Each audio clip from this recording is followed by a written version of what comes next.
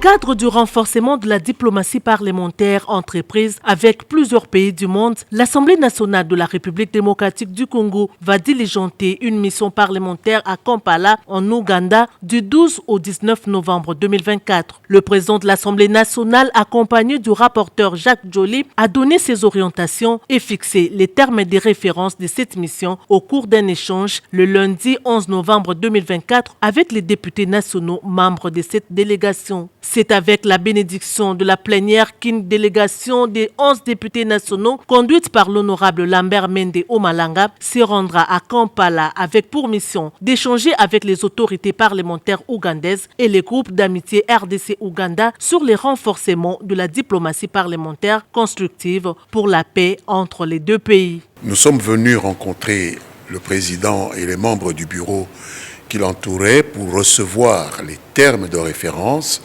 de cette mission, qui est une mission interparlementaire d'établissement d'une coordination bilatérale entre le Parlement de la République démocratique du Congo et le Parlement de l'Ouganda, pays voisin de la République démocratique du Congo, avec lequel nous lie une série d'accords, notamment la mutualisation des forces qui se déroule maintenant dans certaines provinces de l'Est contre les forces terroristes des ADF NALU qui subissent quand même quelques échecs, et nous voudrions comprendre comment améliorer cette collaboration qui s'est mise en route entre notre gouvernement et le gouvernement ougandais. Nous sommes un parlement responsable, représentatif des intérêts du peuple congolais, et nous allons au contact de nos homologues ougandais qui représentent pour leur part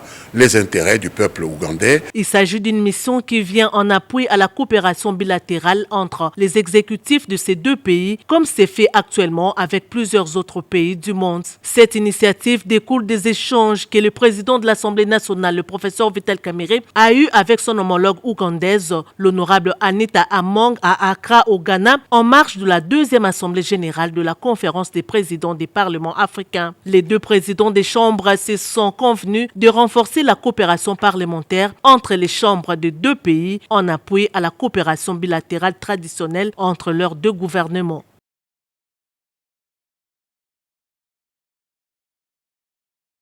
Le président de l'Assemblée nationale, le professeur Vital Kamerhe, accompagné du rapporteur Jacques Joly, a rendu une visite surprise à la commission socio-culturelle qui tenait sa troisième réunion le 11 novembre 2024 dans la salle de banquet du Palais du Peuple. C'est pendant qu'il faisait la ronde des quelques locaux récemment réhabilités par le bureau de l'Assemblée nationale que le speaker de la Chambre basse du Parlement a débarqué dans la salle de banquet à la surprise et joie de tous les membres de cette commission. Sur place, le président Vital Kamerhe a prodigué quelques conseils en les appelant à travailler dans l'harmonie. Il a par la suite donné quelques orientations sur le travail que le bureau de l'Assemblée nationale attend de cette commission, l'une des plus importantes. Il faut entretenir l'homme. Nous devons mettre le moyen pour relever les secteurs de la santé et de l'éducation. J'ai instruit les membres de l'ECOFIN pour que ces deux secteurs puissent bénéficier de beaucoup de moyens dans les budgets 2025, a déclaré le président de l'Assemblée nationale. Peu après cette visite surprise, le président de l'Assemblée nationale, le professeur Vital Kamerhe, a échangé dans son bureau avec les membres du bureau de la commission socio-culturelle conduit par l'honorable Dorothée Madia, venue lui faire part de l'organisation interne de cette commission permanente qui comptera en premier lieu 4 sous-commissions, à savoir santé, éducation, travail et la sous-commission culturelle. Au niveau de l'Assemblée nationale,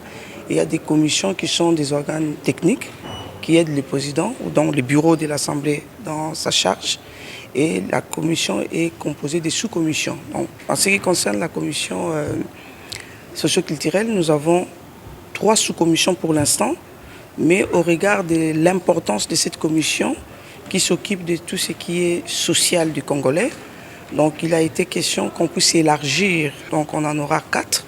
La sous-commission relative à la recherche scientifique, les membres de la commission ont fait le choix de sous-commissions dans lesquelles ils veulent travailler. Mais pour l'installation de bureaux de sous-commission, nous avons reçu l'orientation du président. Il nous a été clairement demandé de ne pas limiter les ambitions. Donc les choses se feront de manière consensuelle en tenant compte des critères évidemment d'équilibre, les genres bien entendu, et puis d'autres critères, la compétence. Le professeur Vital Kamerhe a donné sa vision par rapport à cette commission et a rassuré aux membres de son bureau de tout son appui.